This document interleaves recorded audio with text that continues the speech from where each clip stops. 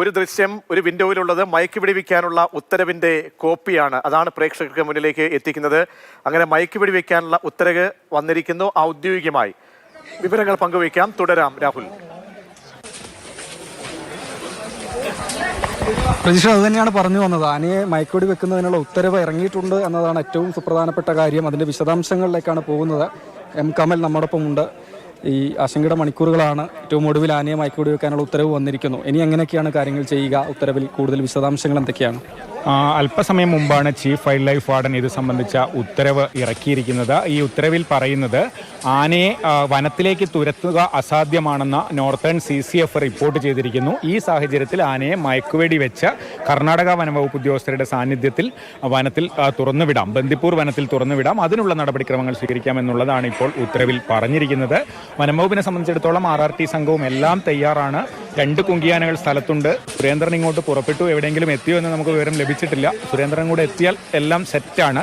ഈ ടെറൈൻ നമ്മൾ രാവിലെ പറഞ്ഞിരുന്ന ഏറ്റവും അനുയോജ്യമായ ലൊക്കേഷനാണ്. പക്ഷെ നമുക്ക് അവരും കൂടെ അത് പറയണമായിരുന്നു. പക്ഷേ ഇപ്പോൾ വനംവകുപ്പും തീരുമാനിച്ചിരിക്കുന്നത് ഈ ടെറൈൻ അനുയോജ്യമാണെന്നാണ്. കാരണം ഇതിൽ നോക്കേണ്ട കാര്യം ആന ഓടാൻ ഉള്ളൊരു സാധ്യത, അത് സുരക്ഷിതമായ ഒരു ഏരിയയിൽ ആനയുടെ ആ മയക്കുവെടി കൊണ്ടിട്ടുള്ള മൂവ്മെൻറ്റ് ആ സുരക്ഷിതമായ ഏരിയയിലായിരിക്കണം. പിന്നെ അത് വീഴുന്ന സ്ഥലം വളരെ പ്രധാനമാണ്. നമ്മൾ കാട്ടിലൊക്കെ ചികിത്സയ്ക്ക് വേണ്ടി ആനകളെ മയക്കുവെടി വെക്കുമ്പോൾ ഡോക്ടർ അരുൺ സക്കരയൊക്കെ പറയാറ് മരക്കുറ്റിയുടെ മുകളിലൊക്കെ വീണാൽ ചിലപ്പോൾ ആനയ്ക്ക് ഗുരുതരമായ പരിക്ക് പറ്റും. പക്ഷേ ഇതൊരു ചതുപ്പ് നിറഞ്ഞ സ്ഥലമാണ്. അങ്ങനെ ഉറച്ച പ്രദേശമില്ല, മറ്റ് പാറക്കെട്ടുകളോ മരക്കുറ്റികളൊന്നും ഇല്ല. അതുകൊണ്ട് തന്നെ ആ കാര്യത്തിലൊക്കെ ഇത് സുരക്ഷിതമാണെന്നാണ് നമ്മുടെ ഒരു കാഴ്ചയിൽ മനസ്സിലാവുന്നത്. അതുതന്നെയാണ് ഈ വിദഗ്ധ സംഘത്തിൻ്റെ വെറ്റിനറി ഡോക്ടറുടെയൊക്കെ വിലയിരുത്തലെന്ന് തോന്നുന്നു. എന്തായാലും ഇവിടെ വെച്ച് തന്നെ ആയിരിക്കും. ഇപ്പോൾ ആനയുള്ള ഇവിടെ വെച്ച് തന്നെ മയക്കുവെടി വെക്കുക, കുങ്കിയാനകളുടെ സഹായം തേടുക, അത് തന്നെയായിരിക്കും ചെയ്യുക. കാരണം ഇവിടെ നിന്ന് മറ്റൊരിടത്തേക്ക് മാറ്റണമെങ്കിൽ കുറേ ദൂരേക്ക് മാറ്റണം. ബാക്കിയൊക്കെ ടൗണല്ലേ. അപ്പം ഇവിടെ നിന്ന് തന്നെ ആയിരിക്കും മയക്കുവെടി വെക്കുക.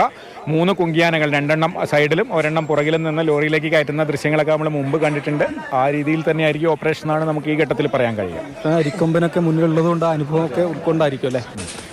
വയനാട്ടിൽ ഇതിനു മുമ്പ് ഇപ്പം കുങ്കിയാനയായി വന്നിട്ടുള്ള വിക്രമിനെയൊക്കെ പിടിക്കുമ്പം നമ്മൾ ഇതേപോലെ ദൃശ്യങ്ങളൊക്കെ പകർത്തിയിട്ടുള്ളതാണ്. അതൊക്കെ കാട്ടിനകത്ത് നിന്ന് മയക്കുവെടി വെച്ച് പിടിക്കുകയാണ് ഉണ്ടായത്.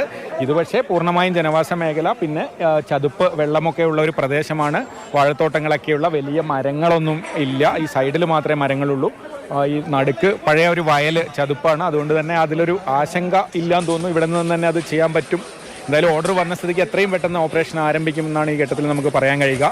രാവിലെ മുതൽ തുടങ്ങിയതാണ്. രാവിലെ 5:30 ആന ഇറങ്ങി. നമുക്ക് ഏതാണ്ട് ഒരു 7 മണിയൊക്കെ കഴിഞ്ഞപ്പോഴേക്കാണ് വിവരം കിട്ടുന്ന പായോട് ആനയുണ്ട് എന്ന് പറയുന്നു.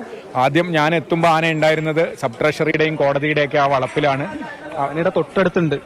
ആന ഓടി വരുമ്പോൾ ഞങ്ങൾ കോടതിയുടെ മുന്നിൽ നിൽക്കുമ്പോൾ ആന അടുത്തേക്ക് ഓടി വരുന്നു.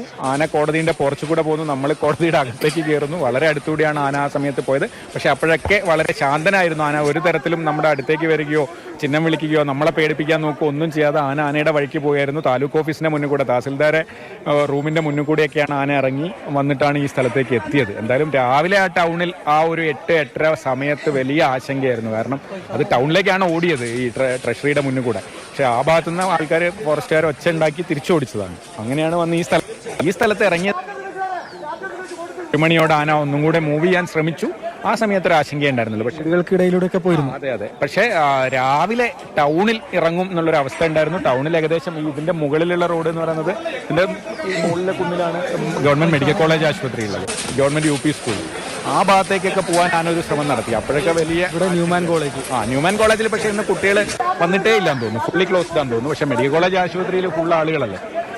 അപ്പം അങ്ങോട്ടൊക്കെ പോകുന്ന സമയത്തൊരു ആശങ്ക ഉണ്ടായിരുന്നു. പക്ഷേ എന്തായാലും ആന ഒരു തരത്തിലുള്ള അക്രമ സ്വഭാവവും കാണിച്ചില്ല. ആകെ അത് കുറച്ച് വാഴ തെങ്ങൊക്കെ ഒടിച്ച് അത് ഭക്ഷണമാക്കിയതല്ലാതെ മറ്റ് കൃഷി പോലും നശിപ്പിച്ചില്ല എന്നുള്ളതാണ് ആശ്വാസകരമായ കാര്യം. എന്തായാലും അല്പസമയത്തിനകം തന്നെ ഈ ഓപ്പറേഷൻ തുടങ്ങും.